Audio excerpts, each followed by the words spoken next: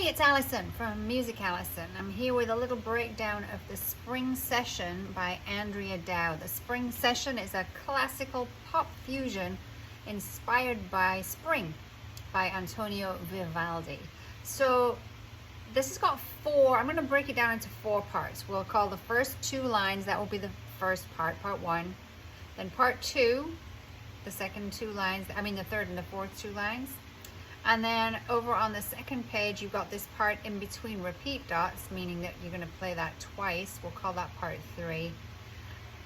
And then part 4 comes back to the end. So let's just look at part 1, first 2 lines. First thing to look at is, let's look at the left hand. The accompaniment is doing some power chords, meaning the first and the fifth, the tonic and the dominant. So the chords we're using are C, and then 2 G's at the end, which is just up next door to the G.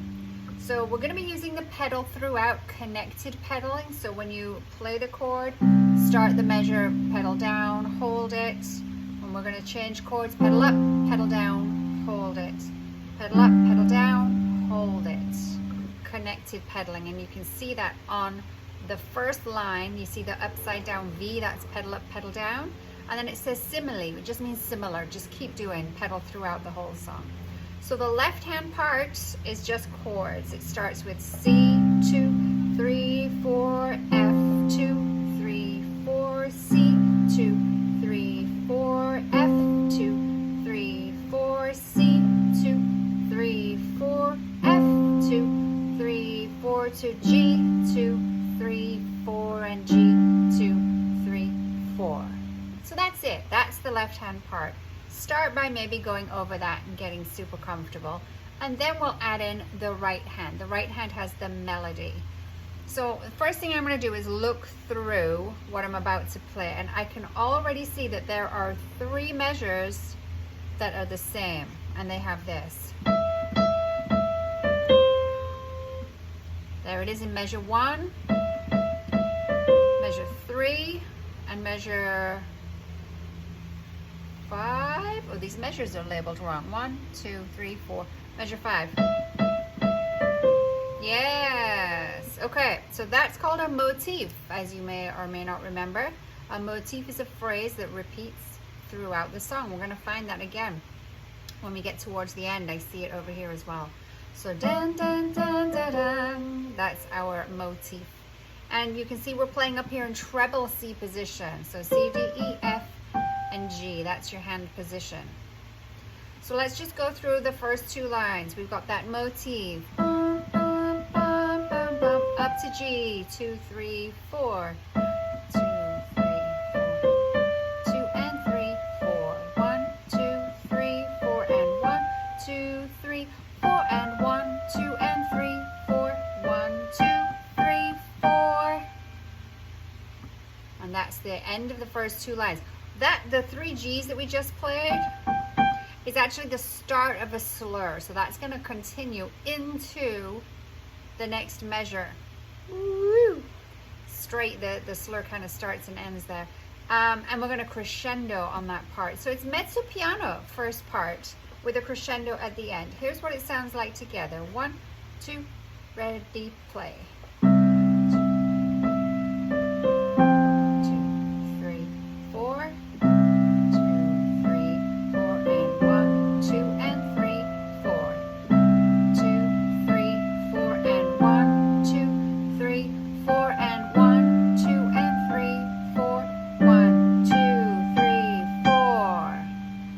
Started to get louder on that because there is a crescendo.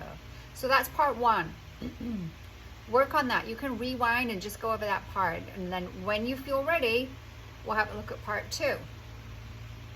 Part 2, very similar thing in the melody, but the left hand is different. Now we're switching from blocked chords to broken chords. Still the same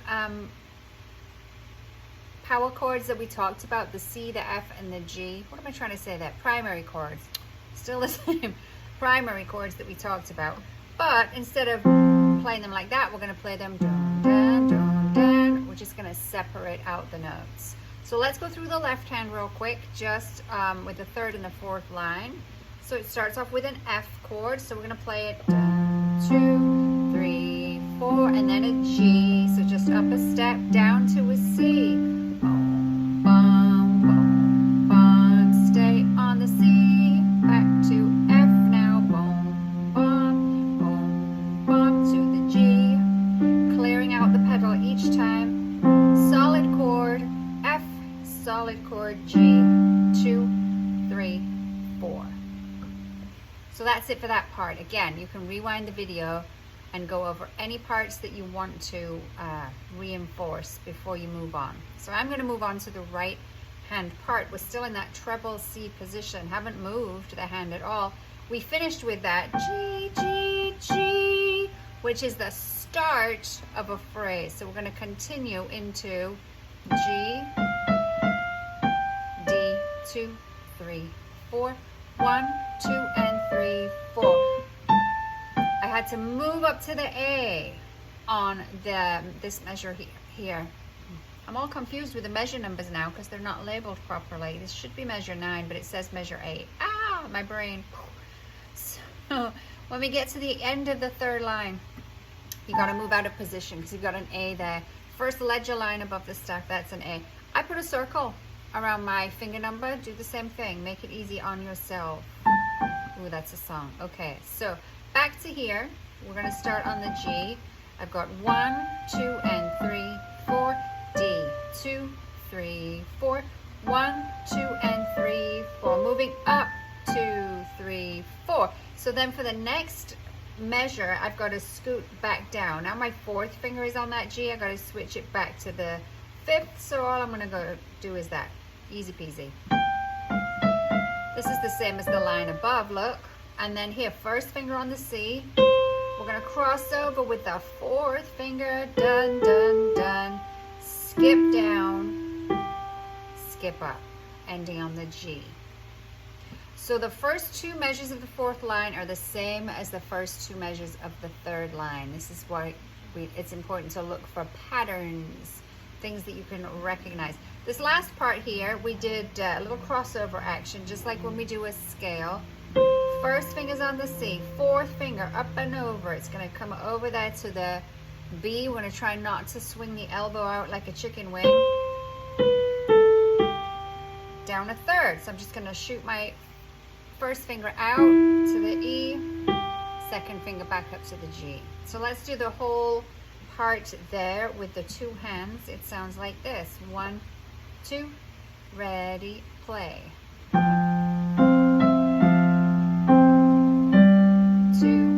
3, 4, down to C.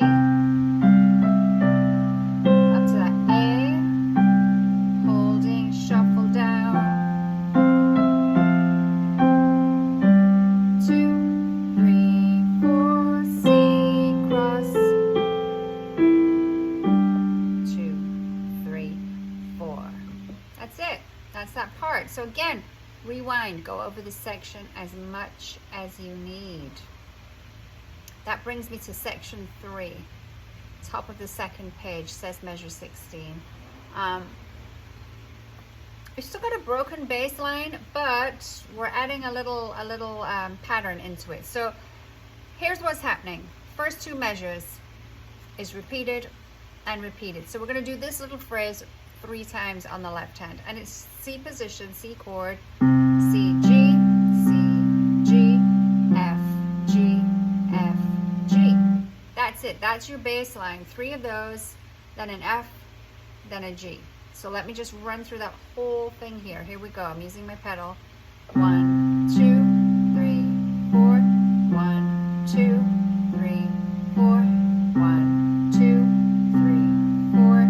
1, 2, 3, 4. 1, 2, 3, 4. 1, 2. Moving my hand up to the F chord and to the G. 2, 3, 4. And then you go back and you play it again because we've got repeat, 2 repeat dots. Forte the first time, mezzo piano the second. Okay, a little dynamic fabulousness.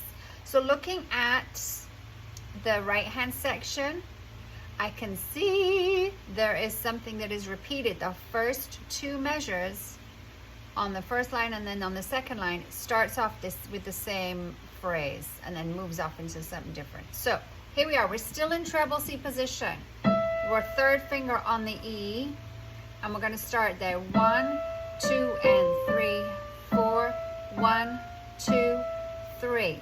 That happens again on the second line, the same thing. So let me do it again. So starting on the E, 1, 2, and 3, 4, 1, 2, 3. And then I'm going to scoot down. I got to get down to the G. I can still be holding that E and getting into position to stretch down to that G, because I'm going to go G and then I'm in G position now. G, F, G, 3, 4, D, G, 3, 4. So then I scoot back up to treble C position. Play that phrase again. Dun, dun, dun, dun, dun, dun, dun. Staying right where I am. G, G, bum, bum, bum, bum, bum. 2, 3, 4. There we go. That's it. That's it. So here's the full right hand for that section 3. 1, 2, ready, play. 1, 2, and 3, 4. 1, 2, 3, stretch. 1, 2, da, da, da, da, da. I lost my counting there. 1, 2, 3, 4. 1, 2, and 3, 4. 1, 2, 3, 4. And that's it. Let me put the two hands together. So here we go, section 3, both hands, starting in treble C position. 1, 2, ready, play. 1, 2, and 3, 4. 1, 2, 3, 4. 1, 2, 3, 4. 1, 2, 3, 4. 1, 2, and 3, 4. 1, 2, 3, 4. 1, 2, and 3, 4. And then you repeat it.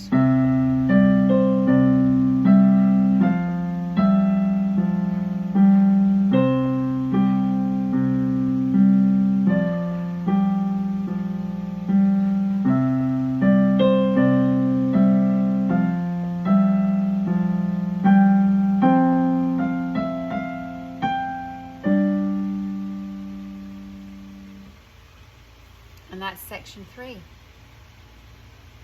Moving into section 4, this is the last part of the song, and we're back to those solid power chords that we started off with just a little pattern at the end, a little fancy ending. So we're going to go C, 2, 3, 4, F, 3, 4, C, up to G now. 1, 2, 3, 4. We've got F, 2, 3, 4, and a G again, then back to C position for 1, 2, 3, 4, 1, 2, 3, 4.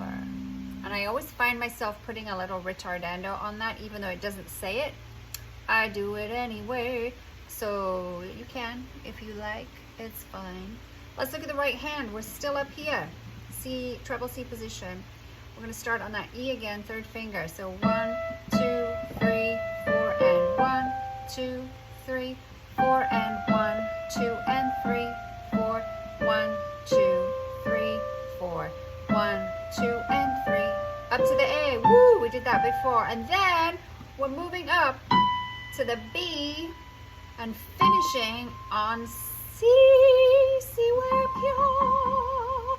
So let's just do that last line.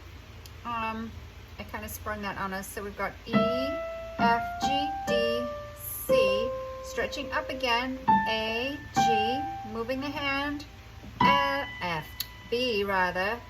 Good heavens, woman. B, C. I don't know where my F was coming from there. Ignore your teacher. Do what I did, not what I said. So we're going to lift the hand though. When you go from the A to the G, I want you to lift and drop into that B, because we're starting a new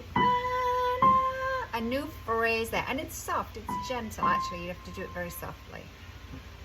But disconnect, reconnect, because you've got a new slur. Okay, here's the whole part 4 with the 2 hands together. 1, 2, ready, play. 1, 2, 3, 4, and 1, 2, 3, 4, and 1, 2, and 3, 4, 1, 2, 3, 4, 1, 2, and 3, stretching up. Now A, moving to the B. Oh, nice. Nice, nice, nice. Okay, very good. So now we can look at the whole piece together. Let me play it through. I can't promise my dynamics will be excellent, but I shall do my best. Here we go, from the top, the spring session. 1, 2, ready, play.